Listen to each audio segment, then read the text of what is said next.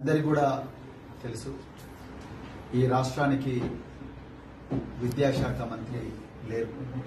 ముఖ్యమంత్రి గారు పదే పదే అసెంబ్లీ వేదికగా మరియు రకరకాల సభల్లో ఈ విద్యాశాఖను నా దగ్గరే పెట్టుకుంటాను అని చెప్పేసి చెప్పడం జరిగింది. మరి ఈ రేవంత్ రెడ్డి గారి హయాంలో విద్యా వ్యవస్థ ఎంత ఘోరంగా ఉందన్న దానికి ఒక ఉదాహరణ మాత్రం చెప్పాలి. మీ అందరికీ కూడా తెలుసు, విద్యార్థులు 10వ తరగతి పరీక్షలు కానీ ఇంటర్మీడియట్ పరీక్షలు కానీ రాత్రింబవళ్ళు కష్టపడి ఎంతో శ్రమించి పాస్ కావాలని చెప్పేసి చూస్తుంటారు. మరి దీంట్లో లక్షలాది మంది బిడ్డలు తెలంగాణలో 10వ తరగతి పరీక్షలు రాస్తున్నారు. ఏ తల్లి అయినా, ఏ తండ్రి అయినా, ఏ నిజాయితీ ఉన్న ఉపాధ్యాయుడైనా కోరుకునేది దేవుళ్లకు దండం పెట్టుకుంటారు, మొక్కులు మొక్కుంటారు. ఈసారి నా బిడ్డ 10వ తరగతి పరీక్ష పాస్ కావాలి, పేపర్ లీక్ కావద్దు, మళ్లీ ఎగ్జామ్ అంటే నా బిడ్డ మానసిక వేదనకు గురవుతాడని కోరుకుంటారు.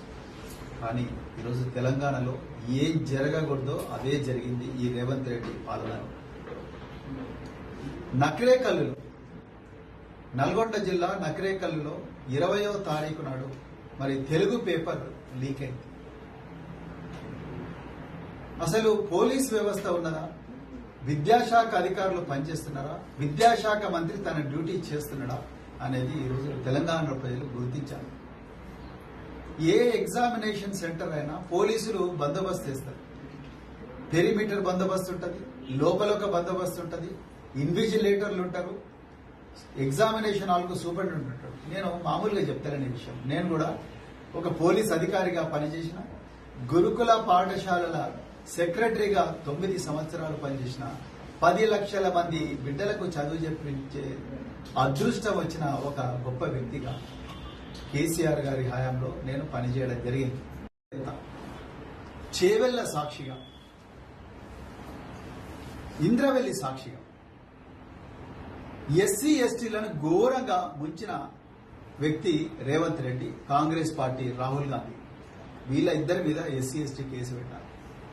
దానికి సాక్షిగా మల్లికార్జున ఖర్గేను బుక్ చేయాలి. మల్లికార్జున ఖర్గేను సాక్షిగా పెట్టి వీళ్ళిద్దరి మీద ఎస్సీ ఎస్టీ కేసులు బుక్ చేయాలి. ఎందుకు? దళితులను ఘోరంగా ముంచినందుకు, గిరిజనులను ఘోరంగా ముంచినందుకు వాళ్ళ మీద ఎస్సీ ఎస్టీ కేసు పెట్టాలి. నిజంగా మీకు దమ్ముంటే వాళ్ళ మీద పెట్టండి. మీరు ఏమేమి ప్రామిస్ చేసింది? ఎస్సీ సప్లాన్ 40,000 కోట్లు పెడతామన్నారు, ఒక్క పైసా కూడా ఇవ్వలేదు. పెద్ద ఎత్తున ఎస్సీలకు అమెరికా పంపిస్తామన్నారు, పోయిన వాళ్ళకి పైసలు ఇస్తలేరు. 19 మంది గిరిజన బిడ్డలు ఇప్పటికి కూడా జర్మనీ, ఇంగ్లాండ్, అమెరికాలో స్కాలర్షిప్ రాలేదని ఏడుస్తా ఉన్నారు. మీ దాంట్లో అందరి మంత్రులకు వాళ్ళు మాట్లాడారు, ఒక్కరు కూడా దీంట్లో ఇంతవరకు స్పందించలేదు. అందుకొరకు మీ మీద కేసు పెట్టాలి. అదేవిధంగా కేసీఆర్ గారు ఒక గొప్ప మహనీయుడు డాక్టర్ బిఆర్ అంబేద్కర్ గారు, ఆయన కోసం 125 అడుగుల ఎత్తైన విగ్రహాన్ని నిర్మించి దాని పక్కనే ఒక గొప్ప అత్యంత అద్భుతమైన ఒక కళాఖండం, ప్రపంచంలోనే 8వ వింత లాంటి ఒక కళాఖండమైన సెక్రటరియేట్ కు ఎవ్వరు అడగక ముందే దానికి డాక్టర్ బిఆర్ అంబేద్కర్ సచివాలయం అని పెట్టిండు. కానీ నువ్వు ఆ సచివాలయాన్ని బోఫర్స్ కుంభకోణంలో బాబాసాహెబ్ అంబేద్కర్ గారు ఏ రాజ్యాంగం రాసి మనకి ఇచ్చిండ్రో ఆ సచివాలయం ముందు మరి బోఫర్స్ కుంభకోణంలో ఎక్కున్న రాజీవ్ గాంధీ మరి విగ్రహం పెట్టింది.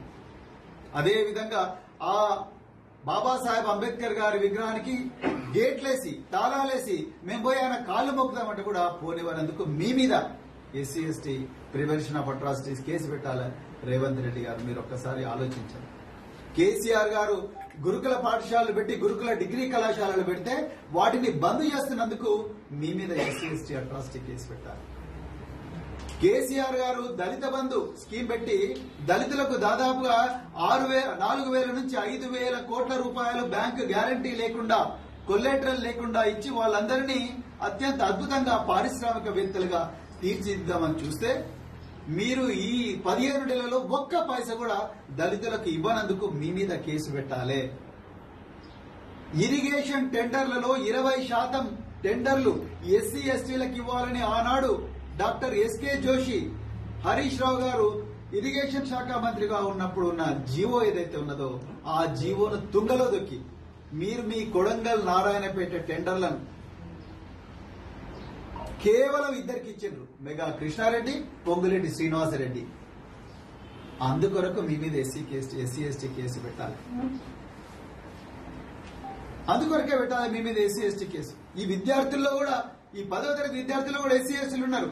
మరి వాళ్ళ తల్లిదండ్రులందరూ కలిసి మీ మీద కంప్లైంట్ ఇవ్వాలి. అదే విధంగా మరి ఈ పేపర్ లీకేజ్ వ్యవహారం వెనుక మరి విద్యాశాఖ మంత్రి మీరే కదా రేవంత్ రెడ్డి గారు.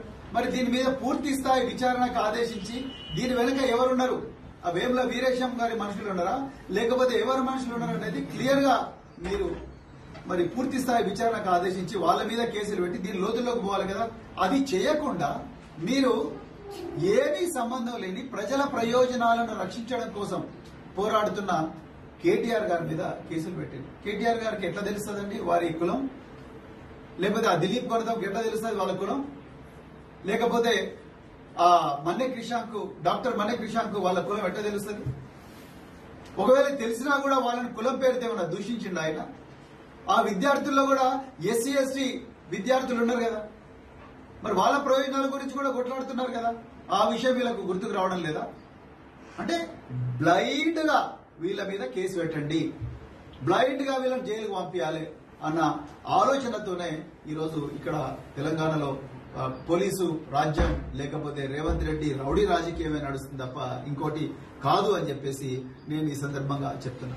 ఇలా మరి కేటీఆర్ గారు చేసిన తప్పింది. అసెంబ్లీ వేదికగా ఈ రోజు తెలంగాణ ప్రభుత్వం కమిషన్ల సర్కార్ నడిపిస్తా ఉన్నదని అడగడం తప్ప, లగచర్ల రైతుల గురించి పోరాడడం తప్ప, లేకపోతే ఎస్సీ విద్యార్థులకు స్టడీ సర్కిల్స్ లో అన్యాయం జరుగుతున్న విషయాన్ని గురించి మాట్లాడడం తప్ప, గురుకులాల్లో ఇప్పటి వరకు ఎస్సీ గురుకులాలు ఎస్టీ గురుకులాల్లో 84 మంది విద్యార్థులు చనిపోయారు. వాళ్ళ ప్రాణాలను కాపాడడం కోసం మాట్లాడడం తప్ప, కేసీఆర్ గారు ఎంతో గొప్పగా ఎంతో ముందు చూపుతో పెట్టిన గురుకులాలను ఈ రోజు రేవంత్ రెడ్డి ప్రభుత్వం మూసేస్తా ఉన్నది. వాటికి అద్దె కూడా చెల్లించడం లేదు. మరి వాటి గురించి మాట్లాడడం తప్ప అది అట్రాసిటీ అవుతుందా?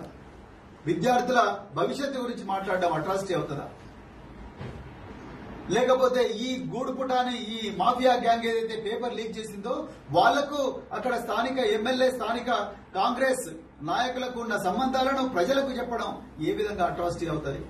ఏసీబీ ఆఫీస్ నుంచి తెలంగాణ భవన్ కు నడుచుకుంటూ వస్తే కేసు, కాళేశ్వరం ప్రాజెక్టు చూడడానికి పోతే కేసు, సోషల్ మీడియాలో ప్రజల గురించి మాట్లాడితే కేసు, రైతుల రుణమాఫీ గురించి మాట్లాడితే కేసు, నువ్వు యనమల రేవంత్ రెడ్డివి కాదు ఎగవేతలేస్తున్న రెడ్డివి అని అంటే అదొక కేసు, హరీష్ రావు గారి మీద కేసు. ఉట్టి పుణ్యానికి సిద్దిపేట నుంచి ఆ చక్రధర్ గౌడ్ ని తీసుకొచ్చి పంజాగుట్ట పోలీస్ స్టేషన్ లో ఒక ఊహాజనితమైన వాటి మీద హరీష్ రావు గారి మీద కేసు పెట్టిండ్రు. హైకోర్టు క్వాష్ చేసింది. మీరు పెట్టిన ఎఫ్ఐఆర్లన్నీ క్వాష్ చేస్తే అని కూడా మీకు బుద్ధి వస్తలేదు. రెండో విషయం, ఒకటే కేసులో ఒకటే ఇన్సిడెంట్ లో మల్టిపుల్ ఎఫ్ఐఆర్స్ సరికాదు అని చెప్పి తెలంగాణలో డివిజన్ బెంచే తీర్పిచ్చింది. అయినా కూడా ఈ పేపర్ లీకేజ్ వ్యవహారంలో 3 ఎఫ్ఐఆర్లు చేసిండ్రు మీరు కేటీఆర్ మీద. అంటే ఏంది పోలీసులు మీరు నిజంగా డ్యూటీ చేస్తున్నారా? పోలీసులు కేసులా చదువుతున్నారా? పోలీసులు బిఎన్ఎస్ఎస్ అంటే సిఆర్పిసి బిఎన్ఎస్ ఐపీసీ చదువుతున్నారా మీరు? అసలు పోలీస్ యాక్ట్ ఏం చెప్తుందో చూస్తున్నారా? పోలీస్ మాన్యువల్ ఏం చెప్తుందో చూస్తున్నారా? లేకపోతే గాంధీ భవన్ నుంచి రేవంత్ రెడ్డి చెప్పగానే మొత్తం కూడా రాత్రికి రాత్రి వస్తున్నాయి కదా ఎఫ్ఐఆర్లు అవుతున్నాయి. ఏం జరుగుతుంది పోలీస్ వ్యవస్థ? అసలు పోలీస్ వ్యవస్థ ఉన్నదా? దీనికి సమాధానం మరి ఇలా రేవంత్ రెడ్డి ప్రభుత్వమే చెప్పాల్సిన అవసరం ఉన్నది. నిజానికి మరి ఈ రోజు ఆ అమ్మాయి ఎవరైతే ఆ పేపర్ ఆమెను భయపెట్టించి గుంజుకున్నారో ఆమెను అన్యాయంగా డిబార్ చేసిండు. ఆమెకు వచ్చినోడు ఎవడో ఆమెకు తెలియదు. ఆమెను డిబార్ చేసిండు. ఆమె మంచిగా చదువుకునే స్టూడెంట్ అంట, క్లాస్ లో ఎప్పుడు కూడా మంచి మార్కులు తెచ్చుకునే స్టూడెంట్ అంట. ఆమె ప్రమేయం లేకుండా ఆమెను డిబార్ చేసింది. ఇప్పుడు ఆమె జీవితం నాశనమైనట్టుగా చిన్న పాప, దానికి ఎవరు బాధ్యత వహిస్తారు? నువ్వు పోలీస్ బందోబస్తు వేసుకుంటే ఇవన్నీ అయ్యేటివి కాదు కదా. అసలు రేవంత్ రెడ్డి గారి మీద కేసు పెట్టాలి. రేవంత్